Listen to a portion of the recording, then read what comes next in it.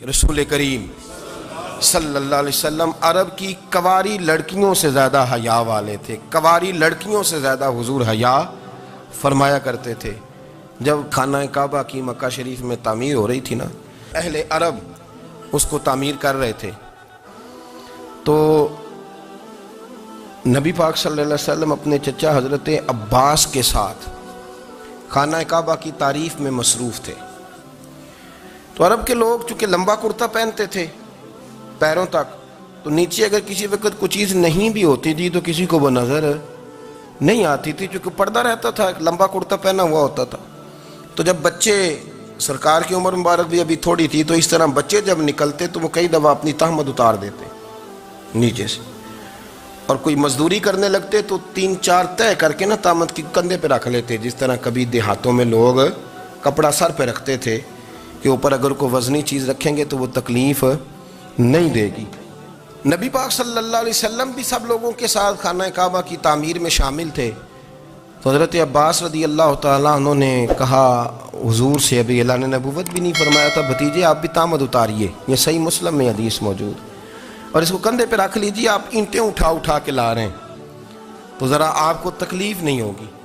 تو سرکار دو عالم صلی اللہ علیہ وسلم سے یہ بات کہی، اور پھر جلدی سے حضور کی تہمت کو نکال کے نا، حالانکہ لمبا کرتا پہنا ہوا ہے، تو وہ جیسے ہی ان کے کندھے پہ رکھا اینٹیں رکھنے کے لیے، تو سرکار تو زمین پہ گر گئے، بے ہوش ہو گئے، آنکھیں آسمان کی طرف، اور پھر حضور پکار رہے ہیں آزاری آزاری آزاری، میرا تہمت دے دو، میرا تہمت دے دو.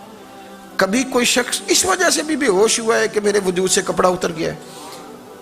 حالانکہ سرکار پر وہ بے ہوشی بھی نبی پاک کا وہ جو غلبہ ہے نا شرم و حیا کا، اس کی وجہ سے ہوا، ورنہ تو حضور فرماتے ہیں کہ میری آنکھیں سو جاتی ہیں، دل تو میرا اس عالم میں بھی جاگتا رہتا ہے.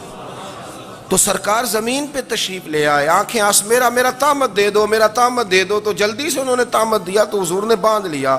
پھر طبیعت مبارک میں تسلی ہوئی، یعنی ہم اس رسول کے غلام ہیں کہ جن کے تو وجود سے کپڑا اتر جائے تو حضور برداشت نہیں کرتے، قبول نہیں فرماتے، تکلیف شروع ہو جاتی. لیکن یہاں نوجوان ہیں اور بڑا قد کاٹ ہے اور بڑے بڑے سمجھدار لوگ ہیں، گرمی آتی ہیں تو شارٹ کپڑے پہن کے گھومتے ہیں، ان کو خیال نہیں کہ یہ وہ والا لباس ہے جو باہر تو کیا گھر میں اماں کے سامنے نہیں پہننا چاہیے، بہنوں اور بیٹیوں کے سامنے نہیں پہننا چاہیے.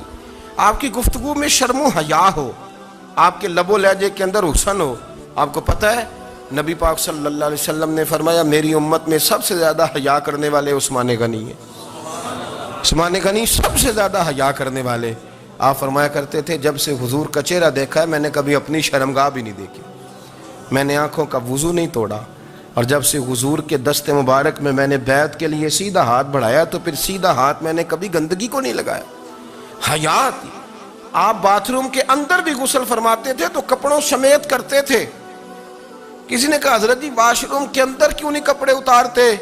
آپ فرمانے لگے باہر بندوں سے حیا کرتا ہوں، اندر جاتا ہوں تو رب سے حیا آنی شروع ہو جاتی، وہ تو دیکھ رہا ہے نا.